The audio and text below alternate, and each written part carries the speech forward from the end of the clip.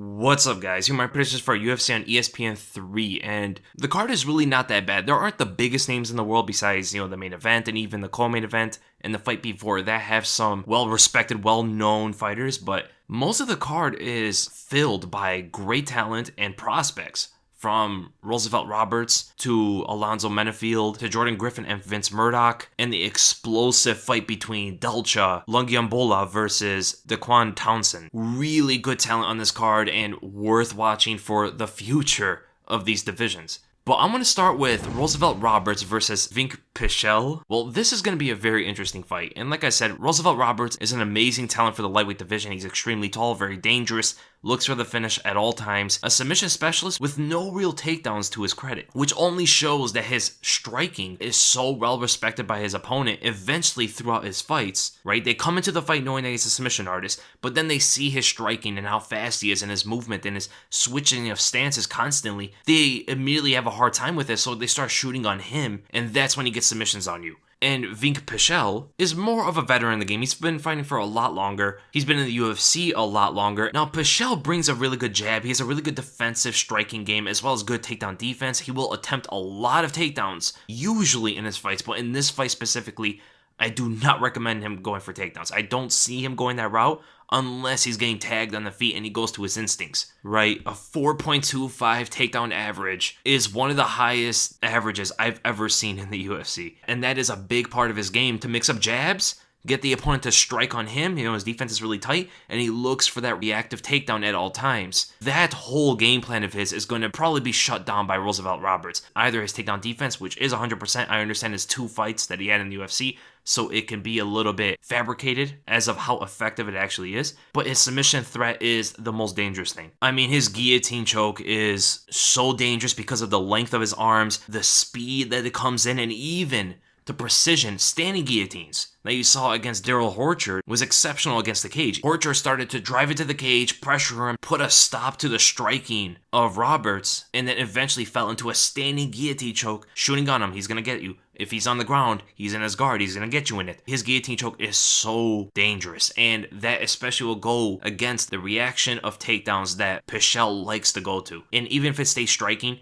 Roberts is going to be the longer fighter. He has a very good jab. I believe Pichel might be able to out-jab him because of the speed of his punch, and his timing is a little bit better than Roberts, I believe. But then again, Roberts is a lot younger, so the progression is going to be a bit enigmatic in this fight. But Roberts has a very dangerous counter right hand, especially when he's an orthodox. So if he's throwing off that jab, either he's moving back to keep you away and set you up for it, or he's moving forward to make you fall into that trap while you're being all defensive, which will especially work on a guy like Pichel. That right hand is always ready to precisely land on the target that he chooses. His left hook is really nice, but his defense is also exceptional. His shoulder roll is there, even against longer fighters like Thomas Gifford, who is a well-respected talent as well in this division. Able to evade his strikes, defend his shoulder roll, all that sort of stuff was really impressive. I think Pichel has knockout power that Roberts hasn't fought against yet, and also Pichel has really effective leg kicks to offset his opponent. But my prediction for this fight, I'm going to go with Roosevelt Roberts. I think he has too much going on for Pichel. I can see a situation where Roberts does get caught by the right hand of Pichel, maybe making a minor mistake in his defense because sometimes he does leave his chin a little bit too high. But then again, Pichel's right hand that he usually tries to connect with his power can be a bit telegraphed most of the time. So I'm going to go with Roosevelt Roberts. I'm going to go by submission 3rd round. I think throughout the fight, Roberts is going to get the better of Pichel in the striking. I think he's going to be a little bit too slick, a little bit too fast, a little bit too long. And eventually Pichel's going to try to drive for takedowns, maybe as a last resort sort of thing, just to get something to work. And that's when I see Roberts getting the guillotine choke. And then we go to Damian Maia versus Anthony Rocco Martin. This is going to be a very interesting fight between 2 dangerous submission artists. Damian Maia, way more experienced in the game, a lot older. He's 12 years older than Rocco Martin is, but his BJJ game is way ahead in this fight. And the thing that makes this very dangerous for Rocco Martin is Martin doesn't have the best takedown defense. And if you don't have the best takedown defense, that's usually how Maia is able to get you down and submit you, a la Carlos Condit, who isn't known for good takedown defense, instantly got taken to the ground immediately because Maia is a very fast starter, and he's a big guy for this division. He's going to be much bigger than Martin is. He usually comes in with pressure in that southpaw stance, pumps out some jabs, very wide stance too, but that does leave him open for some leg kicks, and he pressures you to the cage from the fakes and the feints, usually drives into the cage and eventually takes you down. If that doesn't work, he pulls you on top of him. And from there, it doesn't matter. He could pull you into full mount on top of him. Maia is eventually going to tap you. Now, Rocco Martin, of course, is going to be the overall better striker. He has really good leg kicks, although they're going to be in opposite stances, so it's really going to be interesting how he's going to connect on the legs of Maia, especially when he's getting pressured. It is a 3-round fight, so it's going to favor Damian Maia. He's way more dangerous with his hands, so he can make Maia pay. But here's one thing that is going for Rocco Martin in this fight.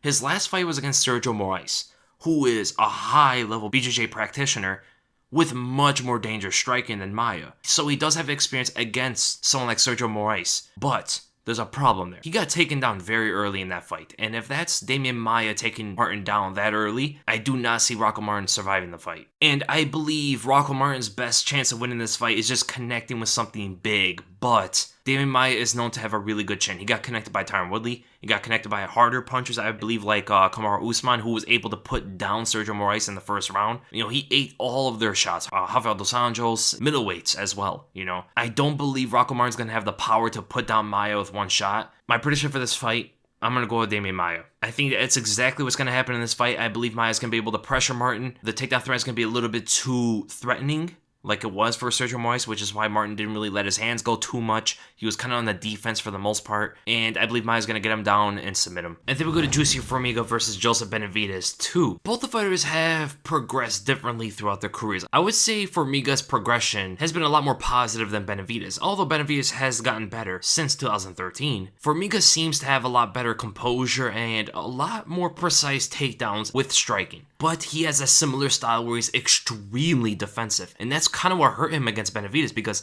Benavides is usually a very offensive and aggressive fighter, but he's very quick to get out as well. So when he moved in on Formiga and let off these huge combinations, he quickly got away from Formiga's counter shots. And soon enough, the aggression and power was just a little bit too much. And Benavides has great power for a 125-pound fighter. Even when he fought Alex Perez, I mean, knocking him out so suddenly was a bit shocking. But Formiga fighting Deiveson Figueiredo, who I would say is probably the hardest puncher, or one of the hardest punchers in a 125-pound division, is good experience coming into this fight. But the mentality of both fighters involved in a rematch is always really hard to figure out. Is Formiga going to come into this fight confident and looking to prove something? Or by the time of fight night, is he going to, I won't say shy away, but hold back a little bit because of the previous experience with Joseph Benavides? Maybe a mental block. And same thing with Benavides. Is he going to come in super confident, or will it be too cocky? Maybe a little bit over his head. So the mentality is going to make or break this fight.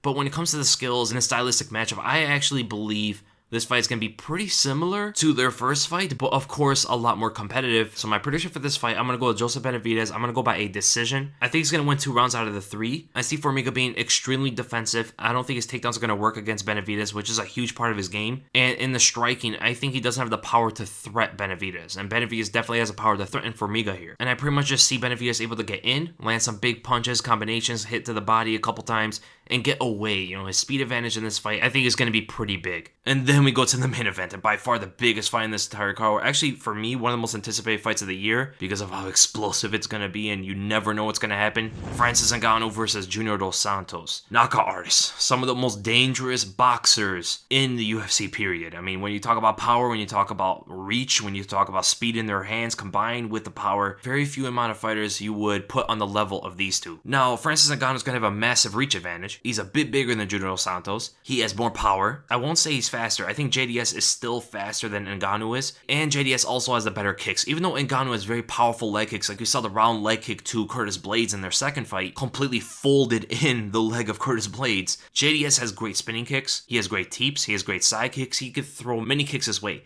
But JDS is an entirely offensive fighter, entirely forward pressuring fighter. If he's backing up, he's a completely different case. One of the most dangerous and lethal strikers moving forward in the UFC. But moving backwards, he is almost defenseless at times, right? And he doesn't really throw counter strikes that much. He threw against Tai Tuivasa a little bit, but wasn't like he was getting pressured when he actually caught Tuivasa. When you're constantly pressuring JDS back, he just moves. Like, he doesn't really try to throw strikes. The only time he throws strikes is when you back him right into the cage. That split second, that sudden moment when he hits the cage, that's when he wants to strike back at you, and it's usually almost always a left hook. Even the way his hands are positioned in his stance, you can see that left hook is always cocked and ready, which is why like Stipe Miocic was able to get right on the inside with a straight right before the left hand was able to come, but I believe JDS threw a slap instead of a left hook in that fight. And Francis Ngannou, he has a very dangerous straight, and it's a lot longer than Stipe's. And Francis Ngannou could fight in southpaw or orthodox, which is something JDS doesn't really do, and it's something he hasn't really fought up against that much. He did fight Alistair Overeem, was able to do the same thing, but it's a whole different kind of striker, right? It's not too many kicks or knees in the clinch and stuff. It's a lot more boxing and a lot more power and a lot better of a chin. But JDS does have the experience of fighting Ben Rothwell, who is a huge heavyweight with an amazing chin, able to take his shots. And he was able to deal with the pressure and deal with the power, deal with the size in that one, which is good experience coming to a fight with Francis Ngannou. Now, the thing about Francis Ngannou is he has a very good jab, very good straight right hand. When you let him get going, his boxing can really be efficient. When you pressure him or he gets in exchanges, that's when you see his boxing and his punches get a lot more looping and wild. And that automatically shows the experience level, right? The way you can differentiate the experience of strikers a lot of times is to see how they deal with pressure or composure in chaotic situations, right? A more experienced fighter or a veteran will deal with that the same way in any other situation in the fight, right? They're very composed, they know what they're doing, they're not going to get wilted under the pressure, they're not going to get wild. Their form is always intact. With Francis Ngannou, that's the only thing you see a little bit different, but the more experience he's getting, the more tight those exchanges are getting too. Like the Stipe Miocic fight. When Stipe started pressuring him after the first round, you started to see Francis Ngannou's punches get way more wild. But in the first round, when he was pressuring Stipe, even though he was missing, because you got to give credit to Stipe's head movement, Ngannou's form was actually really good. But as soon as he was getting pressured and getting hit, that's when you saw these haymakers coming out of nowhere, and his body wasn't behind his punches, which is why he was able to connect on Stipe, and they weren't really those devastating knockout punches you normally see. But that's the thing, he's gained more experience, and that's going to be a very scary thing. So when JDS is going to be able to blitz in and out, which is the game plan I believe he's going to have to go to, he doesn't want to sit there and exchange with Ngannou, because one shot will put out JDS. Will one shot from JDS put out Ngannou? I don't think so yet. Ngannou has shown to have an amazing chin when he fought Stipe Miocic, and he really hasn't taken much damage in any other fight besides that one. So the exchanges and stuff is not going to play too well for JDS. JDS has to keep it in and out, blitzing style game, going with a body jab, right overhand, left hook, move away, all that stuff. Keep the hands up when he's moving away, which is something JDS sometimes has a hard time doing. And that goes to my prediction for this fight. I'm going to go with Francis Ngannou. I'm going to go by a second round knockout. I believe JDS is going to keep that cat and mouse game for a while. In the first round, I don't see him really trying to be dangerous out there. I could be wrong. I don't see him trying to hurt Francis in the first round, because I believe he thinks that Ngannou's way too strong in the first round. He wants to fade him a little bit. JDS does have 5-round experience. He's went 5 rounds a few times throughout his career. He doesn't believe Ngannou's going to be able to do the same. So I think JDS might go that route, but I believe that's going to allow Ngannou to pressure him and to find his openings eventually. So actually I can see a first round knockout for Ngannou because of that. If JDS is moving backwards, he's going to get knocked out. And JDS' chin has been shot worn. I mean, that thing's been felt more knuckles than at least one heavy bag in every single gym. Yeah, if he takes one shot from Francis Ngannou, it's pretty much going to be a done deal. And the thing about Francis Ngannou is he's also really good at positioning. He is pretty fast to move back. He is pretty light on his feet, right? So if JDS moves forward with a jab to the body, which he likes to go to a lot, he can fall short on that punch and be right in range for a left uppercut or even a right hand down the center. So I'm going to go with Francis Ngannou. I'm going to go by a first round knockout, actually. I'm going to change to the first round. And then let's look at the rest of the fights on the card. I believe Drew Dober is just a little bit too well-rounded for Marco Polo Reyes. Alonzo Menafield versus Paul Craig is probably going to shock a lot of people. I do believe this fight can go either way because Menafield definitely has the power to knock out Paul Craig, and Paul Craig has 2 knockout losses back-to-back not too long ago. But Paul Craig is probably the biggest comeback fighter in the UFC today. I mean, he's losing every single fight and he eventually pulls it off. And the thing about Menafield is he gasses out pretty quick. And he has a very strong first round, but after that, it should be all Paul Craig. And also, Craig is a lot more dangerous on the ground. If he goes to the ground, I believe Craig will win the fight. On the feet, Menafield should be too dangerous for Paul Craig. But the reason why I'm going with Craig is I believe the comeback factor can be strong in this one. And Maurice Green, I believe, is just overall a better fighter than Albini. And then let's go to the betting odds to see if there's anything interesting. Now, there's a problem here. A lot of these odds are a little bit too one-sided. The Dalcha and Townsend fight, even though I believe Dalcha is going to win, being that big of a favorite for 2 fighters that have never fought in the UFC is pretty alarming. I mean, I've always said this. whenever the betting guys are so favored to one side, when two guys are like newcomers or don't have much experience in the UFC or even in the sport generally, going with the underdog is never a bad bet. So even the Jordan Griffin versus Vince Murdoch fight, again, I do think Griffin's going to win, but being a 4-1 favorite is pretty crazy in my opinion. There's always a chance for Murdoch to win. I'm not going to say bet anything on Murdoch because, again, Griffin should probably win that fight, but the odds difference are not that big. Again, Eric Anders being a 3.5-1 favorite over Castro. If Anders is in the right side of mind, he should win the fight, but even still, he should not be that big of a favorite. I think Castro definitely has a big chance of winning that fight. It just depends how Anders shows up. Again, Benavides versus Craig. Benavides is not that experienced in the UFC. Being a 3-1 favorite is a bit alarming as well. And everything else I pretty much agree with. So I hope you guys enjoyed the predictions. If you did, make sure to give it a thumbs up. If you enjoyed my content, make sure to subscribe. My next video is going to probably be the podcast. I'm going to try to get that out by Friday, if not Saturday the latest. I'm going to have a breakdown of one of the fights of the weekend. And I might even have the reaction and results video also. So be looking for all those. And again, thank you guys so much for watching. And I'll see you in the next video.